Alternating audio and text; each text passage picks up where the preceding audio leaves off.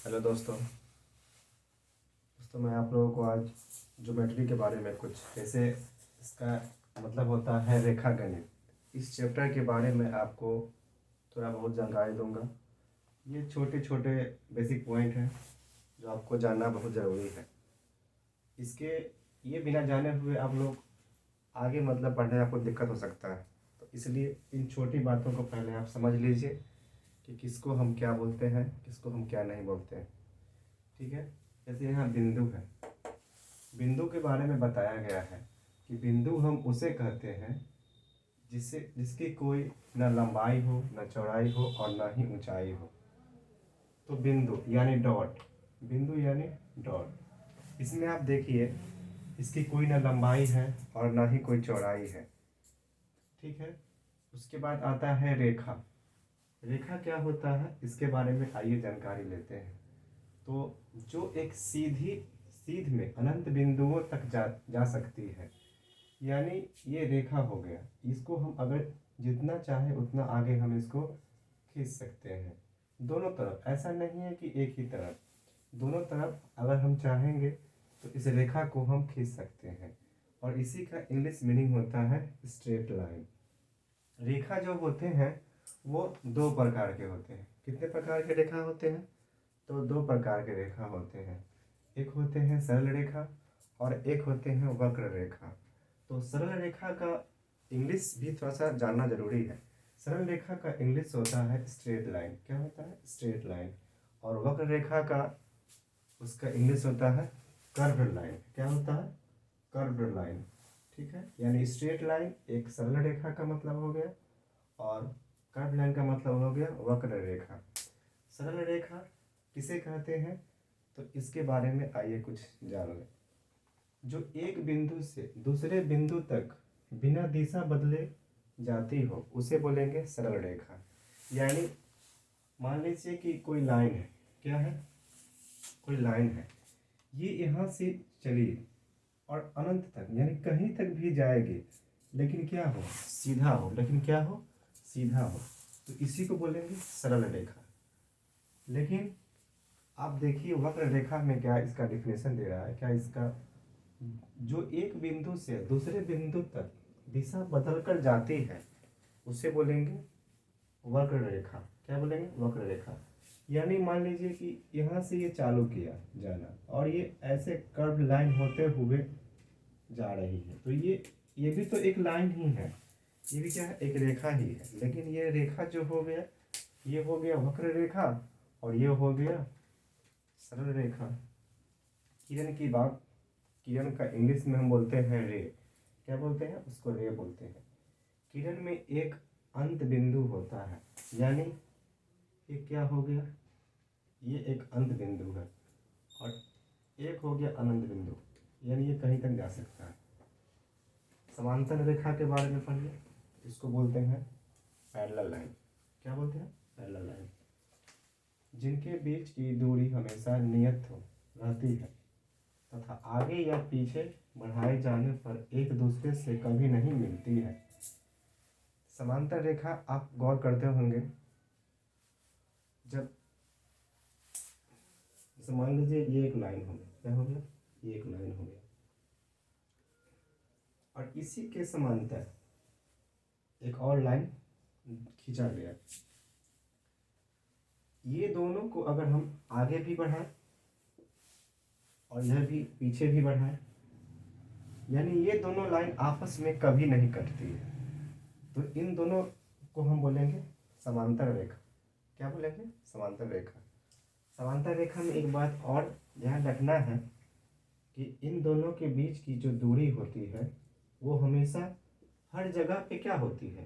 बराबर होती है। हर जगह पे बराबर होती है। अगर यहाँ पे 5 सेंटीमीटर का गैप है तो यहाँ भी 5 सेंटीमीटर का गैप होगा। यानी इन दोनों के बीच की दूरी यहाँ भी 5 सेंटीमीटर होगी और यहाँ भी क्या होगा? 5 सेंटीमीटर ही होगा। समांतर रेखा हम समझ चुके हैं। समांतर रेखा वह रेखा यानी दो रेखा जो क्या हो? जिसकी दूरी हमेशा नियत हो, यानी दूरी हमेशा क्या हो? समान हो। तो और क्या है कि आगे या पीछे बढ़ाए जाने पर भी एक दूसरे को कभी नहीं मिलती है। यानी आगे भी बढ़ाए पीछे भी बढ़ाए तो क्या ये दोनों लाइन दोनों रेखा एक दूसरे को मिलेगी? कभी नहीं मिलेगी। तो इन दोनों रेखा कभी नहीं मिलेगी तो इसलिए बोलेंगे इसको समांतर रेखा बोलेंगे। एक आता है तिर्यक रेखा। एक क्या आता है? तिर्यक रेखा। लेकिन तिर्यक रेखा क्या होता है इसके बारे में जानिए। तो इसका इंग्लिश मीनिंग होता है कर्व लाइन। क्या होता है? Curve line. यानी जैसे मान लीजिए कि ये दो समांतर रेखा है। क्या है? दो समांतर रेखा है। दो समांतर रेखा हम खींच दिए। खींचने के बाद जैसे एक लाइन जो है इसको काट दिया। क्या हुआ? एक लाइन इसको काट दिया। तो ये लाइन जो होगा ये क्या होगा? कर्व लाइन होगा। यहाँ लिखा हुआ भी है कि जो दो या दो से अधिक समांतर रेखाओं को काटती हुई आगे बढ़ती है उसको बोलेंगे तिर्यक रेखा। उसको क्या बोलेंगे? तिर्यक रेखा। ये समझ में आ गया? एक क्या होता है? तल। तल का मतलब होता है इंग्लिश मीनिंग प्लेन। क्या होता है? प्लेन। प्लेन में क्या होता है? जिसमें लंबाई और चौड़ाई हो लेकिन मोटाई नहीं हो। आप पहले ये समझिए कि तल होता क्या है।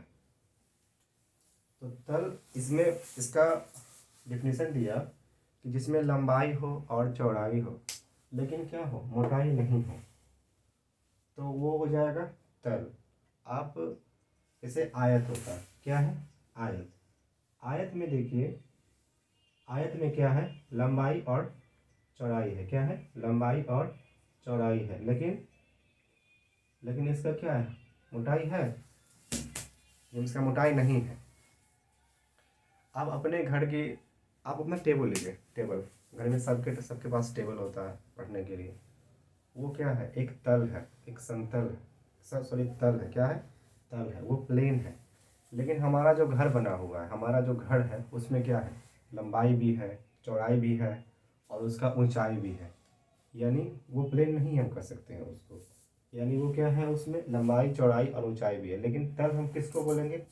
यानी जो लंबाई और चौड़ाई हो लेकिन उसमें मोटाई नहीं हो, यानी वो क्या कहलाएगा? तल कहलाएगा। यहाँ तक समझ गए? उसके बाद आइए प्रतिच्छेदी रेखा। क्या होता है? प्रतिच्छेदी रेखा। तो प्रतिच्छेदी रेखा को इंग्लिश में बोलते हैं इंटरसेक्टिंग लाइन। क्या बोलते हैं? Intersecting line. जब दो भिन्न रेखाएं जिनमें एक बिंदु उभयनिष्ठ हो प्रतिच्छेदी रेखा कहलाती है तथा उभयनिष्ठ बिंदु को प्रतिच्छेदी बिंदु बोलते हैं। तो दो भिन्न रेखाएं मान लीजिए एक रेखा ऐसे हो गए, ठीक है, और एक रेखा जो है इसको ऐसे काट दिया गया, ऐसे इसको काट दिया गया। तो यहाँ पे दो भिन्न रेखाएं हो गए। मान लेते हैं इसको L बोल देते हैं और इसको M बोल देते हैं।